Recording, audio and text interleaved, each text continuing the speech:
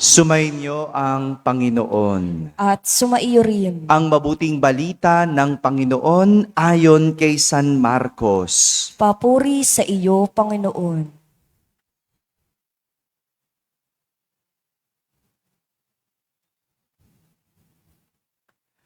Noong panahong iyon, pumunta naman si Jesus at ang mga alagad sa Jerusalem. Samantalang si Jesus ay naglalakad sa templo, nilapitan siya ng punong saserdote, ng mga eskriba at ng mga matatanda ng bayan. Tinanong siya, "Ano ang karapatan mong gumawa ng mga bagay na ito? Sino ang nagbigay sa iyo ng karapatang ito?" Sumagot si Jesus, "Tatanungin ko rin kayo. Pag sinagot ninyo ako, saka ko naman sasabihin sa inyo kung ano ang karapatan kong gumawa ng mga bagay na ito. Kanino nagmula ang karapatan ni Juan upang magbinyag? Sa Diyos ba o sa mga tao?" At sila ay nag-usap-usap. Kung sasabihin nating mula sa Diyos, itatanong naman niya sa atin, bakit hindi ninyo siya pinaniwalaan? Ngunit kung sasabihin nating mula sa tao, natatakot naman sila at baka kung ano ang gawin sa kanila ng mga tao, sapagkat kinikilala ng lahat na si Juan ay isang propeta. Kaya't sumagot sila kay Jesus, "Hindi namin alam." Sinabi ni Jesus sa kanila, "Hindi ko rin sasabihin sa inyo kung ano ang karapatan kong gumawa ng mga ginagawa ko." Mga kapatid, ang mabuting balita ng Panginoon. Pinupuri ka namin, Panginoong Hesukristo. Magsiupo ang lahat at makinig sa homilya. Isang magandang umaga po sa inyong lahat. Good morning, Father. Magandang umaga sa mga nasa barangay, sa mga nasa tahanan at nasa abroad na nagsisimbabaya online. Kasama kayo sa aming banal na pagdiriwang dito sa ating parokya. Isang pagsubok sa katatagan ng pananampalataya ang nais ituro sa atin ni Jesus sa ating ebanghelyo sa araw na ito. Katatagan ng pananampalataya. Sabihin nyo nga po, katatagan. Katatagan. Kinuwestiyon si Jesus ng mga punong saserdote, ng mga eskriba at mga matatanda ng bayan. Ang tanong nila, ano ang karapatan mo na gumawa ng mga bagay na ito? Sino ang nagbigay sa iyo ng karapatang ito? Para maunawaan natin ang pangungwestiyon kay Jesus, balikan natin, ano ba ang nagawa ni Jesus? Merong tatlong pinanggagalingan ang mga punong saserdote, ang mga eskriba at matatanda ng bayan. Tatlo ang kanilang tinatanong. Una, kini-question nila ang otoridad ni Jesus na magpatawad ng kasalanan. Kasi naririnig nila si Jesus nagpapatawad ng kasalanan. Kaya para sa kanila, Diyos lang ang pwedeng magpatawad. Kaya kinu-question nila si Jesus. Pangalawang question nila, bakit siya nagpapagaling ng may sakit sa araw ng pamamahinga? At paano siya nakakapagpalayas ng demonyo? Kinu-question nila yon. Saan galing yung kapangyarihan niya? Bakit? Paano niya nagagawa ang mga bagay na yon? At pangatlo, panghuli, anong otoridad niyang humusga ng mga namumuno sa templo? Nasasaktan kasi sila. Yung mga punong saserdote, Nasasaktan yung mga eskriba at mga matatanda ng bayan kasi nangangaral si Jesus. Sila dapat ang nangangaral. Sila yung mga taong simbahan eh. Anong karapatan ni Jesus sa lahat ng ito? Kanino galing ang otoridad na yon para gawin ang mga bagay na yon ni Jesus? Siyempre, alam natin ang sagot. Dahil tayo ay nananampalataya kay Jesus. Tama ba? Alam nyo ba ang sagot? Kanino galing yung otoridad na yon? Alam natin ang sagot kasi naniniwala tayo kay Jesus eh. Alam natin na galing sa Ama.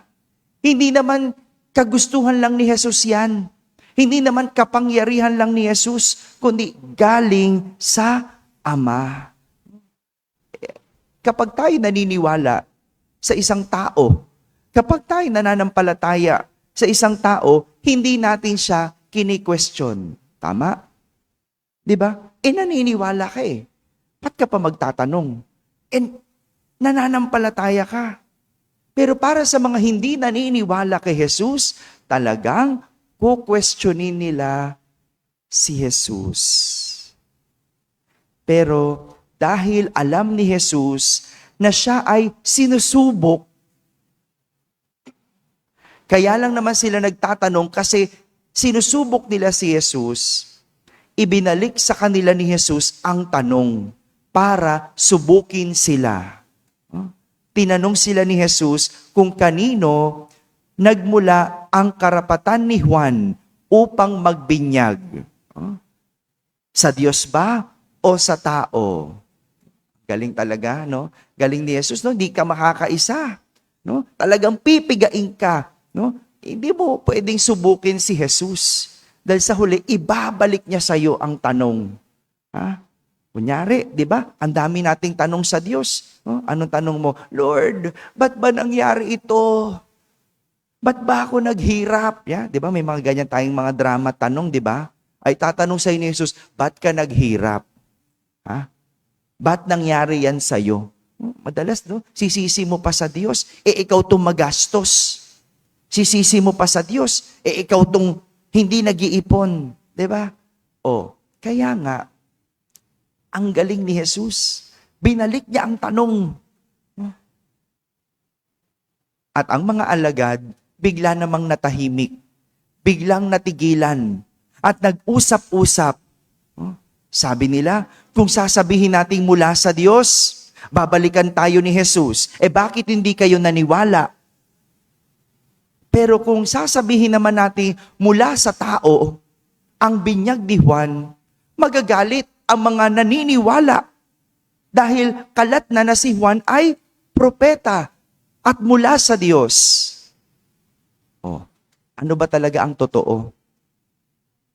Ano ba talaga ang totoo? Ano ba ang pinaniniwalaan ng mga tao? Sige na, baka hindi tayo nakikinig na eh. Sige, i-issue nyo muna yung aso.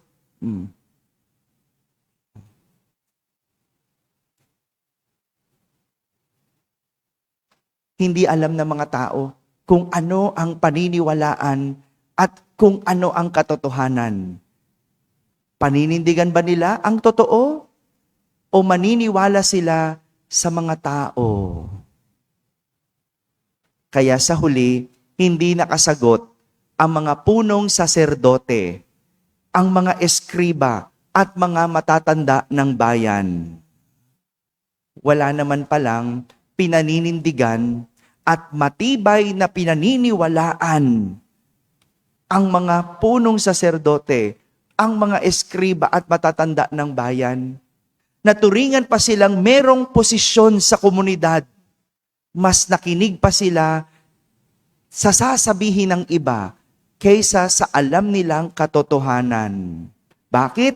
Dahil takot sila sa mga tao kaysa panindigan ang katotohanan. Sa panahon ngayon, marami rin ang ganito. Hindi marunong manindigan sa katotohanan dahil natatakot sa sasabihin ng karamihan o ng majority. Di ba? O, gano'n na lang eh. Sa handaan na lang, wag na tayong lumayo. Pag kumain ka at tumikim, kapag sinabi mong hindi masarap, magagalit. Yung naghanda, magdadamdam, di ba? So ano sasabihin mo? Hello? Ano na lang sasabihin mo? O, di ba? O, sabihin mo na lang masarap, no? Para hindi magdamdam, para walang reaksyon, no? Pero alam mo yung totoo eh. Alam mo ang alat. Alam mo ang tabang. Ba't hindi mo masabi? Hello? Kaya sasabihin mo, abstain na lang ako, Father. Hindi na lang ako magvo-vote. Kasi pag abstain ka, wala kang sinasagasaan. Hindi ka rin naman pumapanig. Hindi mo alam. Pero yung abstain, lost ka naman. Ano ang iyong pinaniniwalaan? Maraming ganyan. Nababali ang katotohanan at nabibili ang paninindigan. Kung saan na lang ang nakararami o majority, dun sila. Saan ako makikinabang? Dun ako. Kaya nga di ba? Makikita mo ang tao, balimbing. Ano yung balimbing? Di ba? Kung saan na lang nakaharap, no? Doon na lang siya, no? Kaya kahit ang katwiran makikita natin, baluktot kasi wala naman sila sa katotohanan. Yan ang nakakalungkot sa panahon ngayon. Kung ano ang kasinungalingan, siyang ikinasisiya at ikinatutuwa ng tao. Di ba? Pero ang katotohanan, yan ang ikinagagalit ng tao. Ba't ganon? Saan ka papanig? Sa kasinungalingan o sa katotohanan? Kaya hindi na bale ang kalabanin ka dahil nanindigan ka sa katotohanan. Kesa naman, purihin ka ng dahil sa kasinungalingan. Amen? Amen.